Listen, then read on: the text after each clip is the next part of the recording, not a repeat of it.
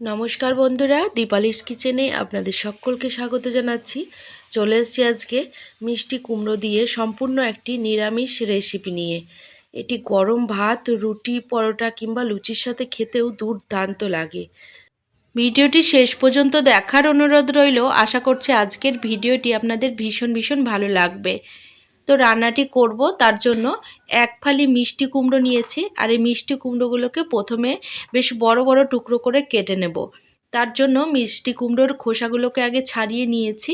এবার piece piece করে কেটে নেব, তারপর ভালো করে জল দিয়ে ধুয়ে নেব।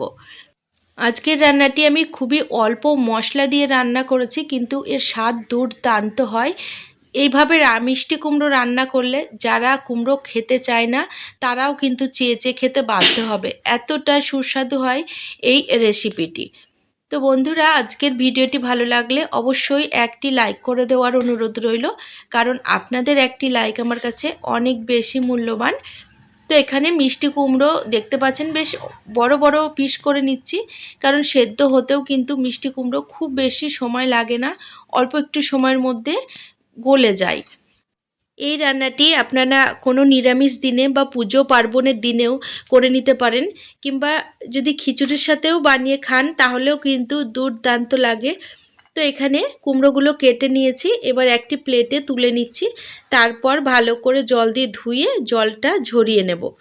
তো এই মিষ্টি কুমড়োতে দেওয়ার জন্য দুটো আলু খোসা ছাড়িয়ে নিয়েছি। এবার আলুগুলোকেও বেশ বড় বড় টুকরো করে কেটে নেব।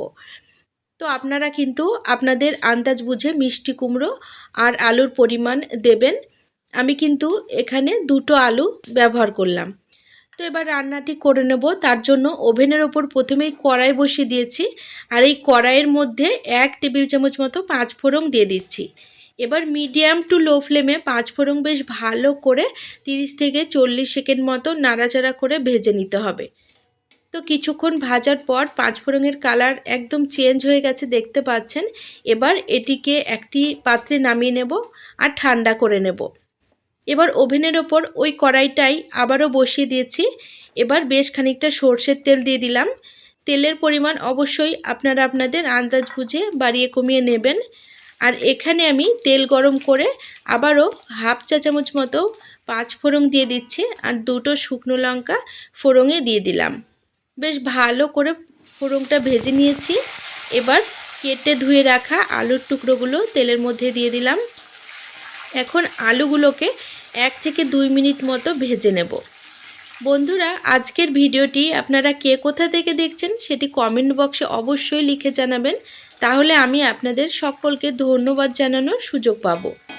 তো এখানে আলু প্রায় 2 মিনিট মতো তেলে নাড়াচাড়া করে নিয়েছি। এবার কেটে রাখা মিষ্টি কুমড়োগুলোও দিয়ে দিচ্ছি। এখন সমস্ত উপকরণ আবারও 2 মিনিট নাড়াচাড়া করে নেব।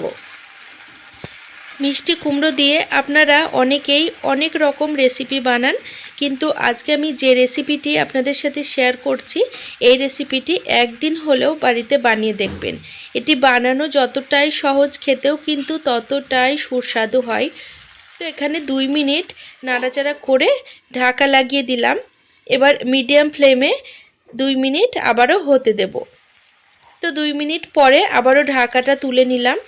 তো এইভাবে ঢাকা দিয়ে রান্না করলে আলুগুলো কিন্তু খুব তাড়াতাড়ি সেদ্ধ হয়ে যাবে, আর মিষ্টি কুমড়োগুলোও গলে যাবে। এই ঢাকা দিয়ে দিয়ে রান্না করার সময় অবশ্যই কড়ার নিচে যাতে তরকারিটা লেগে না যায় সেদিকে খেয়াল রাখতে হবে। তো তরকারিটা ভালো করে নাড়াচাড়া করে দিলাম। এবার একটি মিডিয়াম সাইজের টমেটো কুচি দিয়ে দিলাম, আর 4 থেকে 5টা কাঁচা লঙ্কা 2 ভাগ করে দিয়ে দিচ্ছি। তো এই টমেটো যতক্ষণ না পর্যন্ত গলে যাচ্ছে ততক্ষণ পর্যন্ত আবারও এগুলোকে নাড়াচাড়া করে নিতে হবে। এরই মধ্যে আমি ঢাকাটা আবারও দিয়ে দিলাম। আবারও মিডিয়াম ফ্লেমে 2 মিনিট রান্না করে নেব। তো 2 মিনিট পরে আবারও ঢাকাটা তুলে নিচ্ছি, আর দেখতে পাচ্ছেন মিষ্টি কুমড়োগুলো কিন্তু একদম গলতে শুরু করে দিয়েছে, আর আলুও কিন্তু প্রায় অর্ধেক সেদ্ধ হয়ে গেছে। এখন আমি এর মধ্যে কিছু গুঁড়ো মশলা দিয়ে দেব। তো প্রথমেই কালারের জন্য হলুদ দিয়ে দিচ্ছি, আর এখানে কালারের জন্য হাফ চামচ মতো কাশ্মীরি লঙ্কার গুঁড়ো দিয়ে দিচ্ছি, আর হাফ চামচ দিয়ে দিচ্ছি চাট মশলা। এবার এই গুঁড়ো উপকরণ দিয়ে তরকারিটা ভালো করে কষিয়ে নেব। তো এখানে কাশ্মীরি লঙ্কার গুঁড়ো দিলাম, এটি কিন্তু সুন্দর কালার নিয়ে আসবে, এতে কিন্তু ঝাল হবে না। কাঁচা লঙ্কা যেগুলো দিয়েছি তাতেই কিন্তু তরকারিটা ঝাল হবে। তো তরকারিটা খুব ভালো করে নাড়াচাড়া করে দিলাম। এবার ঢাকা লাগিয়ে আবারও 1 থেকে 2 মিনিট মতো রান্না করে নিলাম। তো 2 মিনিট পরে আবারও তরকারিটা ভালো করে নাড়াচাড়া করে দিচ্ছি।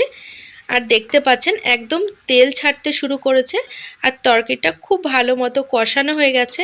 এদিকে টমেটোগুলোও গলে গেছে। এবার আমি এর মধ্যে স্বাদ মতো লবণ দিয়ে দিচ্ছি আর হাফ চামচ মতো চিনি দিয়ে দিচ্ছি।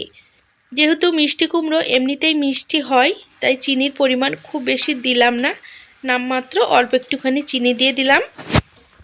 আর এই তরকারিটিতে আমি হাফ চামচ চাট মশলা দিয়েছি।